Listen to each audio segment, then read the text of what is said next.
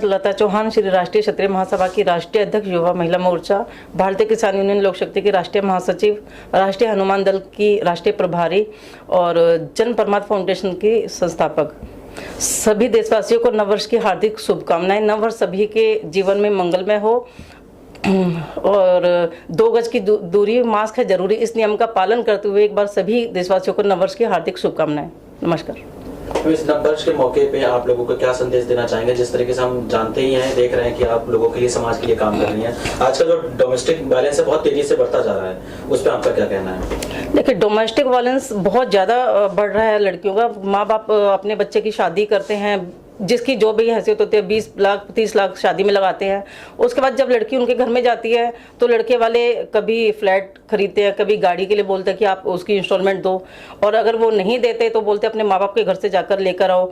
उसके बावजूद भी वो माँ बाप के घर से लाती है, लेकिन फिर भी उसके पास धीरे धीरे उसके ऊपर डोमेस्टिक वायलेंस होता है और इतनी ज़्यादा चीज़ें बढ़ जाती हैं कि लड़की को दोबारा अपने घर में आके बैठना पड़ता है। फिर उनके जो पेरेंट्स हैं वो इतना मतलब टेंशन में आ जाते हैं कि भाई हमने जिस लड़की की हमने शादी की है वो आकर वापस हमारे घर बैठ गई है। फिर कोर्ट के लड़कियां धक्के खाती हैं, थानों के धक्के खाना, कोर्ट के धक्के खाना। तो बहुत ज़्यादा ये डोमेस्टिक वायलेंस लड़कियां बढ़ रही हैं। ऐसी हजारों नहीं लाखों लड़कियां हैं जिनके साथ दिन प्रतिदिन ये सब हो रहा है। और लड़के के घर वाले क्या करते हैं कि वो कहेंगे अपने लड़के को कि आप घर से निकल जाओ और तेरा इस घर में कोई लेना देना नहीं है। थोड़े टाइम बाद जब वो लड़की को बोलते हैं कि भाई तू जिसके साथ आई थी अब वही इस घर में नहीं है तो तुम यहाँ पे रह के क्या करोगी, उसको भी घर से निकाल देते हैं और थोड़े टाइम बाद फिर लड़के को बुला लेते हैं। तो ये मतलब एक लड़की की पूरी ज़िंदगी खराब हो जाती है। पढ़ी लिखी बहुत एजुकेटेड लड़कियाँ, प्रोफेसर है, CA है, इंजीनियर है, जो मेरे पास आती हैं और अपनी मतलब पूरी कहानी सुनाती हैं कि हमारे साथ इस तरह से हो रहा है। और इतना ही नहीं, मतलब जिनके बड़े बड़े बच्चे हैं जो कॉलेज में भी पढ़ रहे हैं, पढ़ी लिखी लड़कियों के साथ ऐसे हो रहा है। 13 साल हो गए शादी को।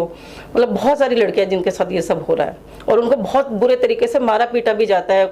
मतलब किसी को इतने वो निशान दिखाती है, अपनी फ़ोटो भेजती हैं और अपनी कहानी सुनाते हैं। तो बहुत दुख होता है कि इन लड़कियों के साथ ये सब हो रहा है।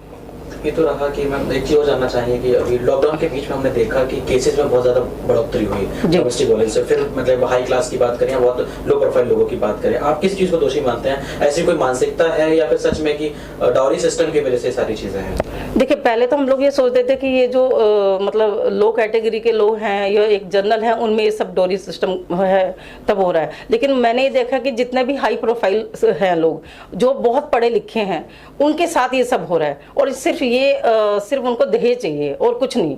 मतलब लड़की पढ़ी लिखी चाहिए, नौकरी करने वाली चाहिए और उनको खूब दहेज चाहिए। मतलब ऐसा नहीं है माँ बाप नहीं करते, देते हैं, लेकिन उनको पता नहीं उनकी जो रिक्वायरमेंट है वो फुलफिल नहीं होती। वो उनको हर बार कभी कोई गाड़ी चाहिए, किसी को कोई टीवी चाहिए, किसी को कुछ चाहिए। मतलब किसी ना किसी तरीके से वो परेशान करते हैं उन लड़कियों को। जिनके साथ में जो इस समय पे जो इस चीज़ को झेल रही हैं, जो महिलाएं जो पीड़ित हैं, वो किस तरीके से, मतलब कि उनके लिए क्या सुझाव देना चाहेंगी कि वो आपसे जुड़े या फिर उनकी कैसे मदद हो सकती है? किस तरीके से वो आपसे कनेक्ट हों कि लोगों की हेल्प हो पाए? देखिए, पहले तो हम वो जब हमारे पास आती हैं तो अपना पूरा बताती है कि मैं उनसे पूछती हूँ तुम लोगों ने मतलब क्या किया, वो कोर्ट केस किया हुआ है, ये क्या है। तो क्या होता है जब वो थाने में जाती है तो पहली बात तो ये है कि पुलिस वाले ही उनकी कंप्लेंट नहीं लिखते या उनको दौड़ाते रहते हैं। कुछ पुलिस वाले लड़कों का ज़्यादा साथ देते हैं।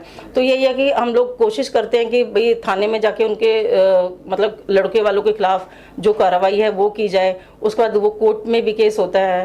तो ये सारा उनका मतलब पूरी बात सुन के फिर उसी हिसाब से मतलब काम किया जाता है उस पर। बहुत सारे केसेस में ऐसा होता है कि महिलाएं कह नहीं पाती हैं, सामने नहीं आना चाहती। हाँ। हम पुरुष प्रधान देश में रहते हैं, पितृसत्ता जैसी चीजें जहाँ पे हैं, तो ऐसे में क्या कहना चाहेंगे कि वो उन्हें आना चाहिए, सामने आके अपनी बातों को रखना चाहिए, अपने हक के लिए खड़ा होना चाहिए? कैसे क्या कहना चाहेंगे? देखिए, अभी मेरे पास मतलब पूरे लॉकडाउन में काफ़ी केसेस आए हैं और वो सिर्फ फ़ोन पे बात करते हैं कि ऐसे से बात है। कुछ के घर वाले तो आने ही नहीं देते। वो कहते हैं भाई हमारे घर की बदनामी होगी, समाज में बदनामी होगी और मत जाओ। तो बहुत सी जो लड़कियां उनके घर वाले रोकते हैं, लेकिन कुछ फ़ोन पे बात करते हैं कि भाई हमारी फ़ोटो मत दिखाओ, या मतलब हम पूरी कहानी वो बता देती हैं, लेकिन वो कैमरे के सामने भी नहीं आना चाहती। वो कहती है हम पीछे से हैं। मतलब हेल्प के लिए तो बहुत बोलती है। हर जगह, नोएडा में, दिल्ली में, हरियाणा में बहुत हज़ारों लड़कियां ऐसी हैं कि जिनके मेरे पास फ़ोन आए हैं पूरे लॉकडाउन से लेकर अब तक।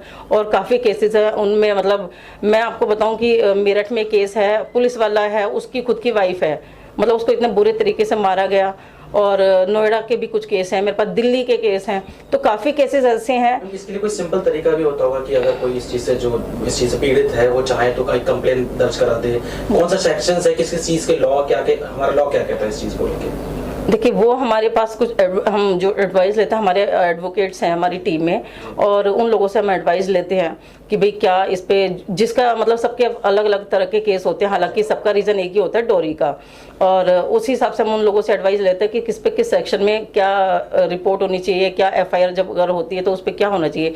एक चीज़ और मैं बताऊँ कि जो मेरे पास लड़कियाँ हैं, 3 दिन की शादी है, 1 हफ्ते की शादी है, 1 महीने की शादी है, और मैं आपको बताऊं जो दिलसा गार्डन में एक है मैडम, और उनकी मतलब 11 महीने की बेटी थी, आज वो 12 साल की हो गई है, और लेकिन उसने अपने फादर की शक्ल तक नहीं देखी है। आप सोचिए कि क्या उस पर बीत रही होगी। वो अपने पेरेंट्स के पास है, वर्किंग नहीं है, तो जो माँ बाप है जिन्होंने शादी किया वो उसका भी खर्चा उठा रहे हैं, अपनी उसकी बेटी का भी खर्चा उठा रहे हैं, तो ऐसे ऐसे लोग हैं।